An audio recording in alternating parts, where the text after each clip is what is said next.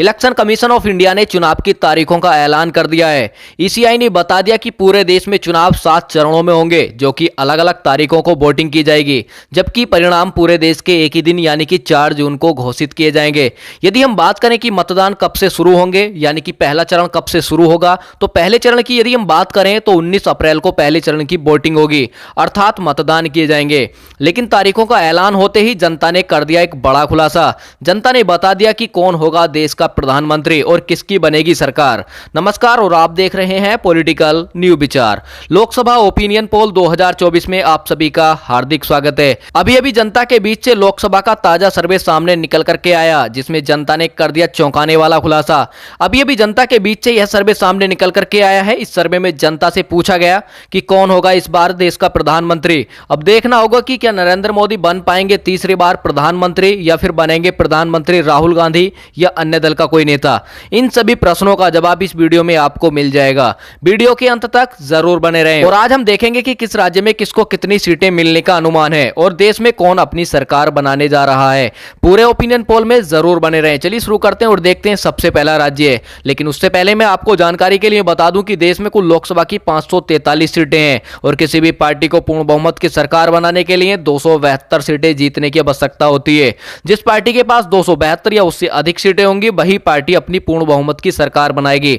आप अपनी राय कमेंट करके जरूर बताएं कि आप अब की बार देश में किसकी सरकार बनते देखना चाहते हैं, क्योंकि जनता की राय लोकतंत्र को मजबूत बनाने के लिए महत्वपूर्ण होती है। इसलिए अपनी राय अवश्य दें और चैनल पर नए हैं तो प्लीज करके चैनल को सब्सक्राइब जरूर कर लें। हम आपके साथ अलग अलग राज्यों के ओपिनियन पोल व एग्जिट पोल को साझा करते रहेंगे। बने रहिए हमारे साथ। चलिए शुरू करते हैं और देखते हैं सबसे पहला राज्य। सबसे पहला राज्य आता है उत्तर प्रदेश। उत्तर प्रदेश राज्य में लोकसभा की कुल 80 सीटें हैं। यहां पर भाजपा के खाते में 40 और महागठबंधन के खाते में भी 40 लोकसभा सीट जाने का अनुमान है। चलिए देखते हैं अगला राज्य। अगला राज्य आता है महाराष्ट्र। महाराष्ट्र राज्य में लोकसभा की कुल 48 सीटें हैं, जिसमें से इंडिया महागठबंधन के खाते में 28 व एनडीए अर्थात बीजेपी के खाते में 20 लोकसभा सीट जाने का अनुमान है। चलिए इसी के साथ यदि हम बात करें पश्चिम बंगाल की, पश्चिम बंगाल में लोकसभा की कुल 42 सीटें हैं, जिसमें से इंडिया महागठबंधन के खाते में 35 व एनडीए के खाते में 7 लोकसभा सीट जाती दिख रही है। चलिए इसी के साथ यदि हम बात करते हैं हरियाणा राज्य की, हरियाणा राज्य में लोकसभा की कुल 10 सीटें हैं, जिसमें से इंडिया महागठबंधन के खाते में 6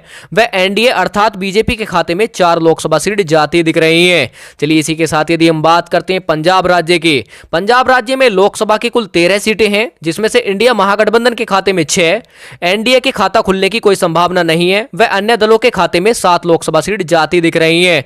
पंजाब राज्य में एनडीए की लुटिया डूबती हुई नजर आ रही है। चलिए इसी के साथ यदि हम बात करते हैं गोवा राज्य की, गोवा राज्य में लोकसभा की कुल 2 सीटें हैं। गोवा राज्य में इंडिया व एनडीए के बीच बराबर की टक्कर देखने को मिल सकती है, यानी कि गोवा की 2 लोकसभा सीटों में से इंडिया के खाते में भी 1 व एनडीए के खाते में भी 1 लोकसभा सीट जाती दिख रही है। चलिए इसी के साथ यदि हम बात करते हैं असम राज्य की, असम राज्य में लोकसभा की कुल 14 सीटें हैं, जिसमें से इंडिया महागठबंधन के खाते में 6 व एनडीए अर्थात बीजेपी के खाते में 8 लोकसभा सीट जाती दिख रही है। चलिए इसी के साथ यदि हम बात करते हैं छत्तीसगढ़ राज्य की, छत्तीसगढ़ राज्य में लोकसभा की कुल 11 सीटें हैं, जिसमें से इंडिया महागठबंधन के खाते में 6 व एनडीए अर्थात बीजेपी के खाते में 5 लोकसभा सीट जाती दिख रही है। चलिए इसी के साथ यदि हम बात करें तमिलनाडु राज्य की, तमिलनाडु राज्य में लोकसभा की कुल 39 सीटें हैं, जिसमें से इंडिया महागठबंधन के खाते में 25 व एनडीए के खाते में 12 व अन्य पार्टियों के खाते में 2 लोकसभा सीट जाती दिख रही हैं। चलिए इसी के साथ यदि हम बात करते हैं केरल राज्य की,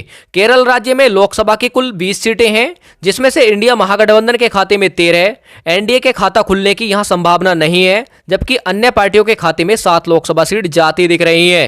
केरल राज्य में भी बीजेपी की लुटिया डूबती हुई नजर आ रही है, जबकि इंडिया महागठबंधन को यह काफी फायदा होता नजर आ रहा है। चलिए इसी के साथ यदि हम बात करें तेलंगाना राज्य की, तेलंगाना राज्य में लोकसभा की कुल 17 सीटें हैं, जिसमें से इंडिया महागठबंधन के खाते में 12 व एनडीए के खाते में 5 लोकसभा सीट जाती दिख रही है। तेलंगाना राज्य में भी एनडीए को काफी नुकसान का सामना करना पड़ सकता है, जबकि इंडिया को यहां काफी फायदा होता नजर आ रहा है। देखिए इसी के साथ यदि हम बात करें मणिपुर राज्य की, मणिपुर राज्य में लोकसभा की कुल 2 सीटें हैं। मणिपुर राज्य की 2 की 2 लोकसभा सीट इंडिया महागठबंधन के खाते में जाती दिख रही है। मणिपुर राज्य में एनडीए का खाता खुलने की कोई संभावना नहीं है। मणिपुर राज्य में एनडीए की लुटिया डूबती हुई नजर आ रही है। चलिए इसी के साथ यदि हम बात करते हैं मध्य प्रदेश राज्य की, मध्य प्रदेश राज्य में लोकसभा की कुल 29 सीटें हैं, जिसमें से इंडिया महागठबंधन के खाते में 21 प्रदेश व एनडीए के खाते में 8 लोकसभा सीट जाती दिख रही हैं। चलिए इसी के साथ यदि हम बात करें त्रिपुरा राज्य की, त्रिपुरा राज्य में लोकसभा की कुल 2 सीटें हैं। त्रिपुरा राज्य में इंडिया व एनडीए के बीच बराबर की टक्कर देखने को मिल सकती है। त्रिपुरा की 2 लोकसभा सीटों में से इंडिया महागठबंधन के खाते में भी 1 व एनडीए अर्थात बीजेपी के खाते में भी 1 लोकसभा सीट जाती दिख रही है। इस प्रकार हमने 329 सीटों का सर्वे विस्तार से जाना, जिसमें से देखा गया कि कांग्रेस यानी कि महागठबंधन के खाते में 198 व एनडीए अर्थात बीजेपी के खाते में 113 व अन्य पार्टियों के खाते में 18 लोकसभा सीट जाती दिख रही हैं। इस प्रकार अभी तक कांग्रेस आगे चल रही है, यानी कि इंडिया महागठबंधन अपनी बढ़त बनाए हुए चल रहा है। चलिए अगला राज्य देखते हैं। अगला राज्य आता है हमारा जम्मू कश्मीर। जम्मू कश्मीर में लोकसभा की कुल 6 सीटें हैं। जम्मू कश्मीर में भी इंडिया व एनडीए के बीच बराबर की टक्कर देखने को मिल सकती है। जम्मू कश्मीर की 6 लोकसभा सीटों में से इंडिया महागठबंधन के खाते में भी 3 व एनडीए के खाते में भी 3 लोकसभा सीट जाती दिख रही है। इसी के साथ यदि हम बात करें मेघालय राज्य की, मेघालय राज्य में लोकसभा की कुल 2 सीटें हैं। मेघालय राज्य की 2 की 2 लोकसभा सीट इंडिया महागठबंधन के खाते में जाती दिख रही है। मेघालय राज्य में एनडीए का खाता खुलने की कोई संभावना नहीं है। मेघालय अरुणाचल प्रदेश में लोकसभा की कुल 2 सीटें हैं। अरुणाचल प्रदेश में भी इंडिया व एनडीए के बीच बराबर की टक्कर देखने को मिल सकती है। अरुणाचल प्रदेश की 2 की 2 लोकसभा सीटों में से इंडिया महागठबंधन के खाते में भी 1 व एनडीए के खाते में भी 1 लोकसभा सीट जाती दिख रही है। चलिए इसी के साथ यदि हम बात करें बिहार राज्य की, बिहार राज्य में लोकसभा की कुल 40 सीटें हैं, जिसमें से इंडिया महागठबंधन के खाते में 24 व एनडीए के खाते में 16 लोकसभा सीट जाती दिख रही है। चलिए इसी के साथ यदि हम बात करें झारखंड राज्य की, झारखंड राज्य में लोकसभा की कुल 14 सीटें हैं, जिसमें से इंडिया व एनडीए के बीच बराबर की टक्कर देखने को मिल सकती है। झारखंड की 14 लोकसभा सीटों में से इंडिया महागठबंधन के खाते में भी 7 व एनडीए अर्थात बीजेपी के खाते में भी 7 लोकसभा सीट जाती दिख रही हैं। इसी के साथ यदि हम बात करते हैं राजस्थान राज्य की, राजस्थान राज्य में लोकसभा की कुल 25 सीटें हैं, जिसमें से इंडिया महागठबंधन के खाते में 9 व एनडीए अर्थात बीजेपी के खाते में 16 लोकसभा सीट जाती दिख रही है। राजस्थान राज्य में इंडिया महागठबंधन को नुकसान का सामना करना पड़ सकता है, जबकि एनडीए को यहां काफी फायदा होता नजर आ रहा है।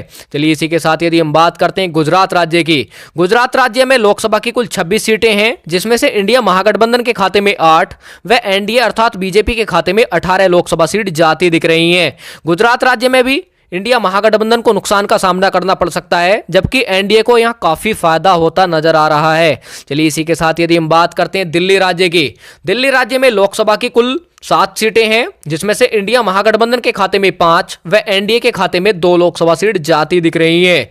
चलिए इसी के साथ यदि हम बात करें हिमाचल प्रदेश की, हिमाचल प्रदेश में लोकसभा की कुल 4 सीटें हैं, जिसमें से इंडिया व एनडीए के बीच बराबर की टक्कर देखने को मिल सकती है।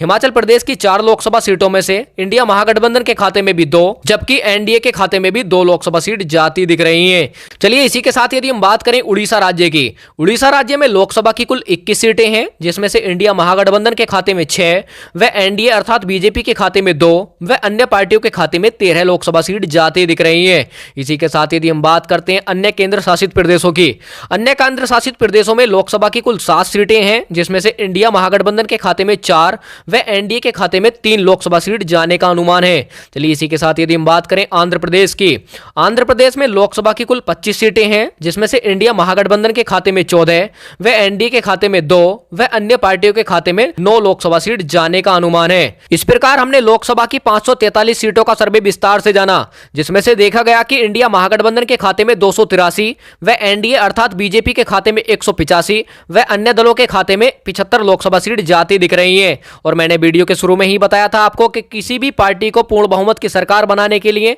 272 सीटें जीतने की आवश्यकता होती है, जिसमें से इंडिया महागठबंधन के खाते में 283 लोकसभा सीट जाती दिख रही हैं। तो अब की बार इस ओपिनियन पोल के आधार पर हम कह सकते हैं कि देश में इंडिया महागठबंधन अपनी सरकार बनाने जा रहा है। और साथियों, आपको क्या लगता है कि अब की बार देश में किसकी सरकार बनेगी और आप किसकी सरकार बनते देखना चाहते हैं? कमेंट करके जरूर बताएं, क्योंकि जनता की राय लोकतंत्र को मजबूत बनाने के लिए महत्वपूर्ण होती है, इसलिए अपनी राय अवश्य दें।